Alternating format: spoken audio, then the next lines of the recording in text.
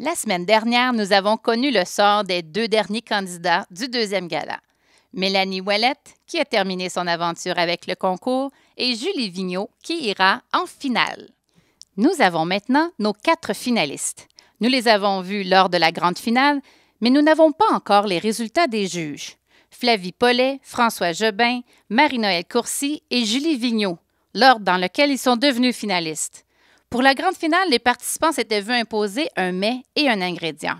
Un défi de plus. Ce qu'il faut comprendre, c'est que pour les juges, le résultat est sur 210. Pour le public, quand on comptabilise les votes, ça donne un résultat sur 140.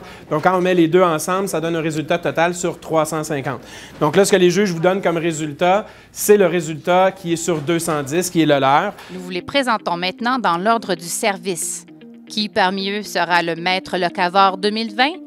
Allons les revoir au cours de la grande finale. Qu'est-ce qu'il me reste à faire? Là, je suis en train d'ajouter la vinaigrette, façonner mes quenelles. On va touiller la salade. La menthe est hachée. La mâche est en train de se faire. Marie-Noëlle Courcy servait l'entrée. Salade déconstruite de magret de canard fumé, sumac et fromage brebiole. Donc, on y va avec les résultats pour Marie-Noëlle. Timmy?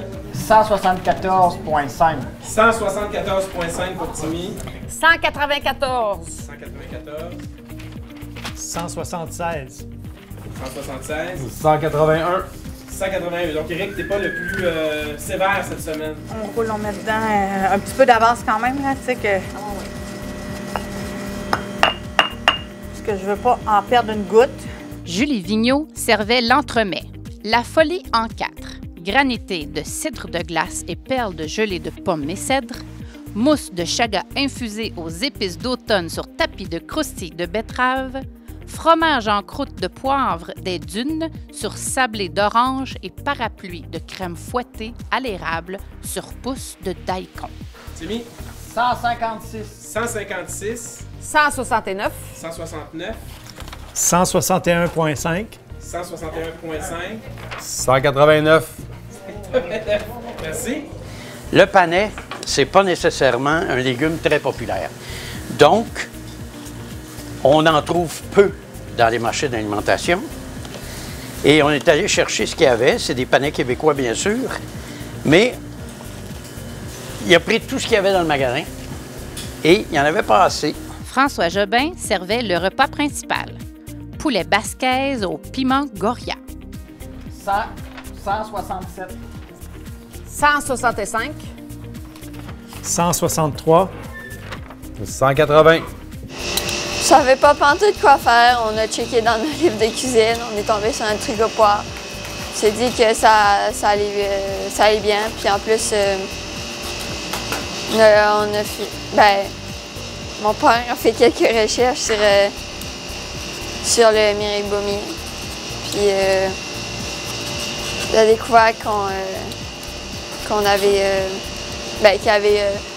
ça se mariait bien avec des poires ou des pommes. Flavie Paulet servait le dessert. Poire pochée en sabayon de Myrick Beaumier. Ouais, je tiens à dire en partant que je suis biaisé, mais 206. Quand même. 191. 191. 173,5. 194. 194.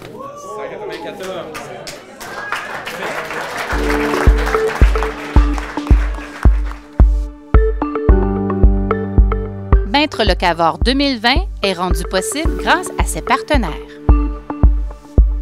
Je vous donne les résultats du public dans l'ordre. Ça ne vous donne pas nécessairement qui est gagnant. Donc, le 4e prix de la part du public, Julie, 4e place. En 3e place de la part du public, François. En 2e place, Flavie. Et en 1re place, Marie-Noëlle, selon le vote du public. Donc, j'inviterai les participants à venir à l'avant pour qu'on puisse dévoiler au total qui sera notre maître locavore 2020. Donc, la gagnante du premier trophée Maître Locavard 2020, Marie-Noëlle Courcy.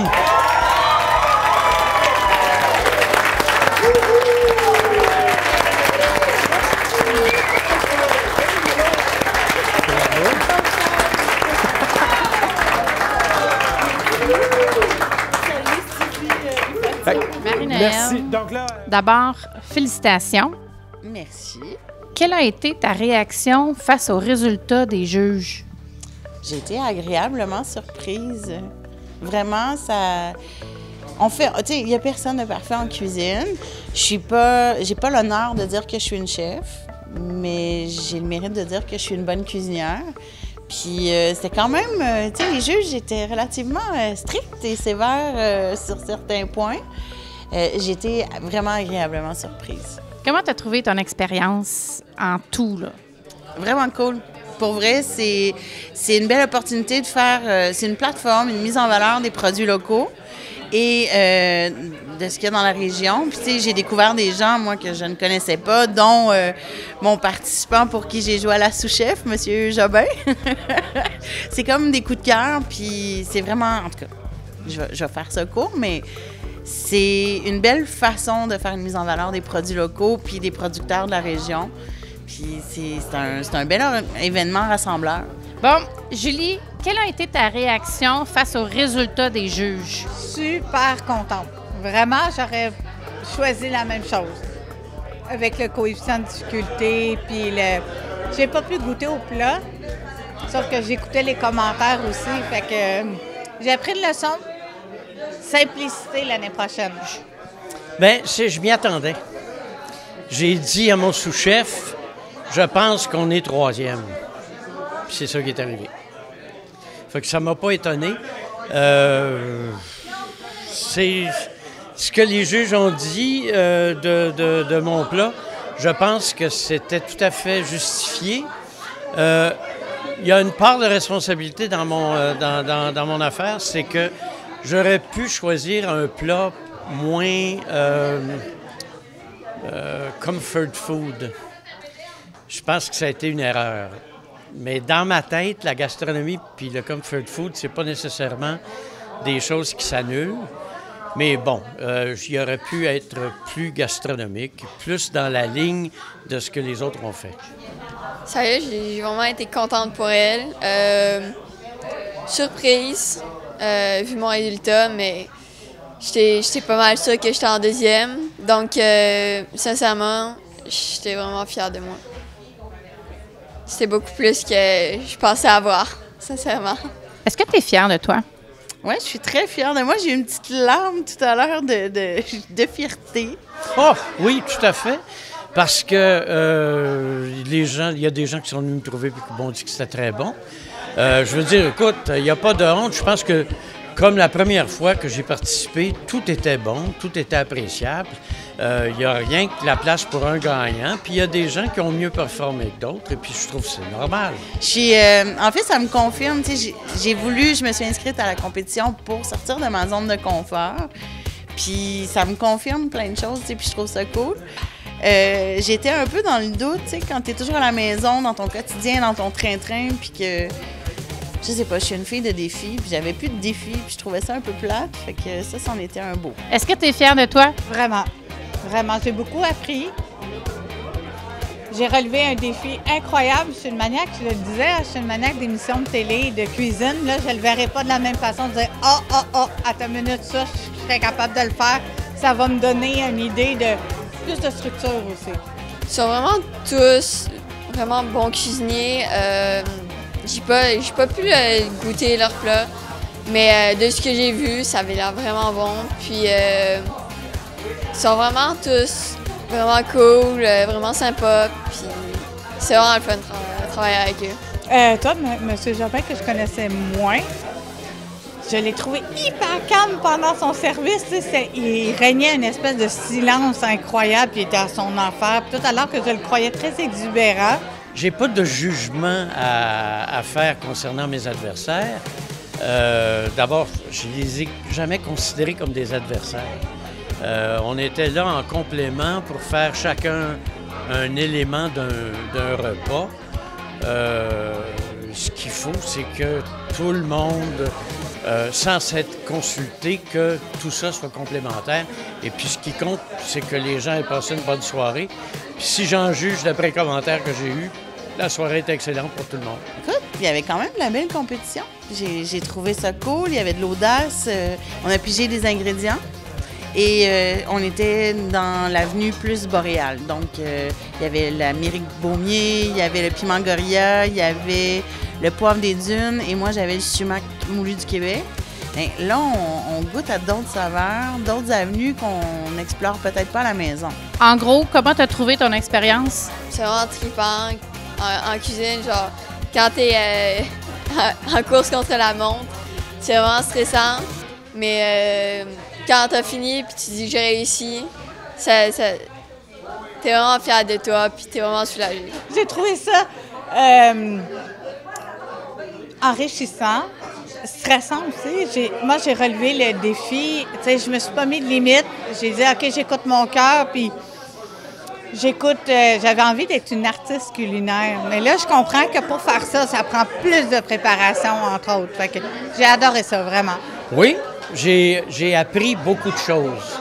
J'ai appris des trucs de cuisine et ça m'a aussi permis de rencontrer des gens puis de constater que la gastronomie, c'est une préoccupation dans la région. Ce que je souhaiterais, c'est que ça devienne une préoccupation dans les restaurants de la région, ce qui n'est pas le cas actuellement, parce qu'on a une moyenne de restaurants par tête de pipe qui est absolument renversante. Et dans le fond, pour ce qui est de la différenciation des différents restaurants, je veux dire, on est à peu près tout. Je mesure mes mots pour pas être plate, là, mais il y a bien du junk food dans notre affaire. Qu'est-ce que tu aurais à dire à ceux qui voudraient s'inscrire l'année prochaine? Que c'est une belle expérience, que ça se fait vraiment dans le plaisir, qu'on fait des belles découvertes, on rencontre des gens, c'est dans la simplicité. Puis, tu sais, les gens, s'ils veulent s'inscrire puis faire un plat, il faut pas que ça soit hyper compliqué. Parce que quand tu es stressé, le compliqué, il prend le bord un petit peu. Préparez-vous. C'est pas facile. Trouver le bon dosage. Trouver les bons ingrédients qui vont ensemble. Créativité, simplicité, organisation. Faites des tests avant. C'est comme la soupe à l'oignon, je l'avais faite 5 fois avant de la servir. J'ai pas eu de problème. Tu sais, ça a été numéro 1. J'ai fait le service en 8 minutes. Tout était beau. Là, on n'avait pas autant de délai. Je n'avais pas pu le tester vraiment. Fait que là, arriver sur place, de le faire, 40 assiettes en 15 minutes, oublie ça. C'est vraiment, là... puis j'ai eu des jumeaux dans la vie, là, puis j'en avais plein les bras, mais ça, c'est far beyond. Fait que je vais y aller à... On fait des tests pendant l'année. Quand le concours va se présenter, je vais être à la coche. Timmy, comment tu as trouvé ton expérience de juge? J'ai vraiment adoré mon expérience de juge. Non seulement j'ai eu la chance de déguster des plats qui étaient, ma foi, incroyables, mais j'ai aussi eu le plaisir de découvrir le jeu qui est être critique. Donc, dans le fond, de critiquer ce qu'on mange, bien, ça nous amène à regarder ce qu'on mange, à penser pour le chef, à penser derrière l'assiette. Puis vraiment, ça nous ouvre un nouveau pan. 3 semaines de compétition serrée, découverte de plats que j'avais jamais goûté, des candidats puis des chefs qui se sont vraiment démarqués et qui ont vraiment, je dirais, pressé le citron pour faire sortir ce qui était de mieux de tous ces beaux produits, de tous ces beaux produits locaux, des luttes serrées aussi, donc qui nous ont aussi fait beaucoup apprendre sur comment en fait agencer en cuisine tous ces beaux plats-là. Je dirais l'expérience de juge, c'est aussi une expérience qui n'est pas simple. On a une position, on pense que c'est une position facile, mais si on veut être juste envers ceux et celles qui donnent plein d'efforts, il faut faire son travail sérieusement. Puis donc, mais je sens que d'une fois à l'autre aussi, on apprend à être capable de dire les choses parce que tout se dit, mais il y a des manières de dire aussi les choses pour que les gens, on reparte aussi, les gens grandissent à travers cette expérience-là. Et donc, c'est tous des amateurs, ça fait que c'est aussi... c'est aussi à considérer.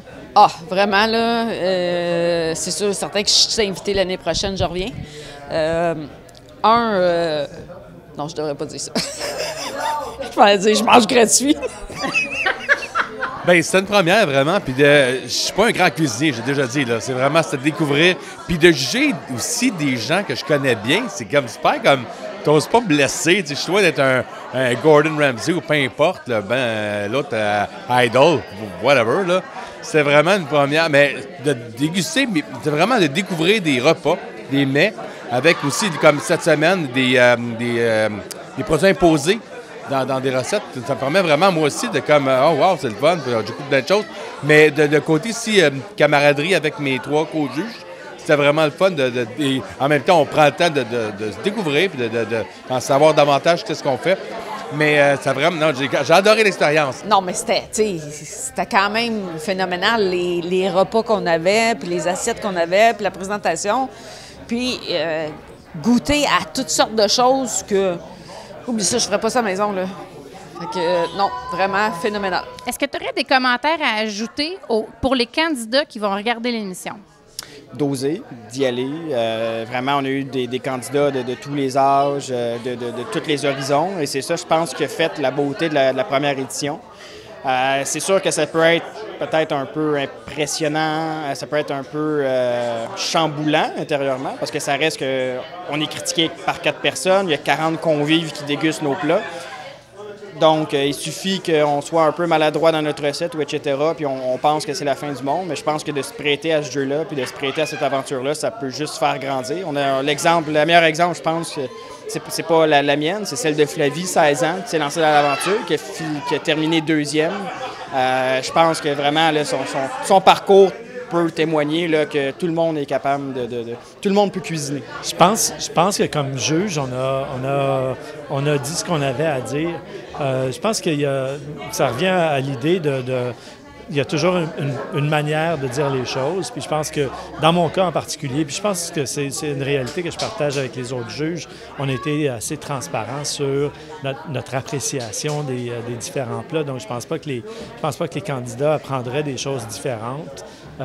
Puis à la fin d'une compétition, je pense pas que c'est le temps non plus de rajouter des éléments.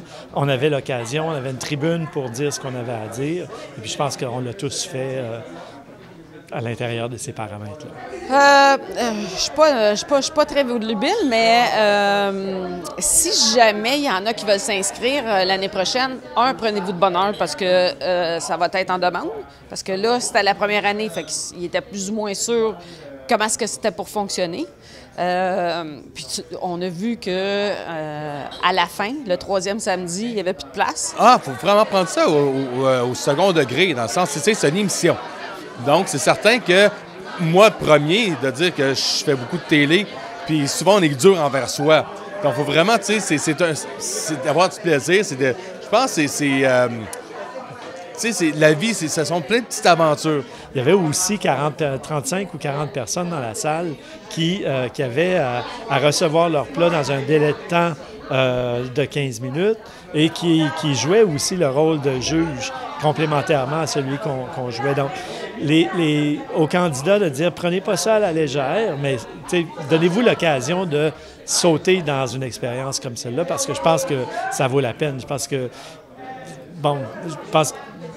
moi, j'ai l'expérience de juge, mais si on parlait individuellement, ce que vous avez sûrement fait, parler individuellement avec les candidats, chacun et chacune a appris de cette expérience-là. Donc, à des prochains candidats, je dirais, tu as envie de vivre une belle expérience, saute.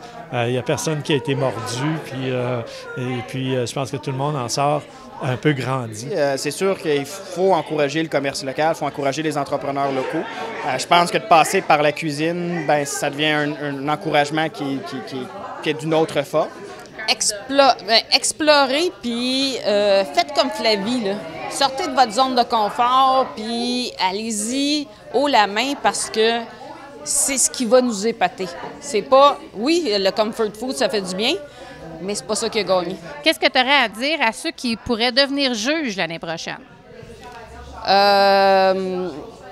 Belle expérience, goûter à plein de choses que vous n'avez pas goûté.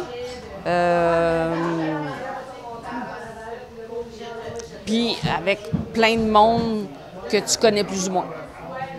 Fait que un 3 samedis de découverte. C'est beaucoup plus difficile que je le pensais, mais c'est d'embarquer dans le jeu vraiment. J'aurais pas été en mesure de faire le centième de ce que les candidats ont fait. C'est de prendre ça sérieusement. Tu sais, je pense que c'est un... Le rôle de juge, c'est un privilège qu'on nous donne de s'asseoir à une table et de manger. Et il y a une responsabilité qui vient avec ça. Donc, tu sais, de considérer que c'est important aussi d'assurer de la continuité. Tu sais, chaque recette, là, on découvre. Là. Il y a même des choses, il y a des termes, je ne connaissais même pas. Donc, c'est vraiment, des fois, un petit peu, peut-être d'essayer des recettes chez soi aussi un peu avant, je sais pas. C'est vraiment, moi, je suis arrivé vraiment d'un terrain vierge. J'avais aucune idée dans quoi je m'embarquais. Est-ce que tu leur ferais l'année prochaine si on te le demandait? Oui, je leur ferais. Probablement pas, parce que je l'ai fait, j'ai eu la chance de le faire. Par contre, j'aimerais, puis ça va rester au comité organisateur, mais j'aimerais qu'il y ait une place dédiée à la relève au sein du panel des juges. Moi-même, 23 ans, je vais bientôt avoir 24 ans, mais si on regarde le panel, c'est un panel qui est un peu plus âgé. Fait que je pense que d'inclure la relève, que ce soit une relève féminine, une relève masculine ou de tout autre genre, là, je pense que ça peut être intéressant. Je serais pas capable de dire non. C'est sûr et certain que j'embarquerai encore dans l'aventure, puis... Je ne sais pas si on mettrait d'autres critères, là, mais il faut que ce soit différent d'une année à l'autre. Comme juge? Bien sûr. Bien sûr. Pas comme participant, là.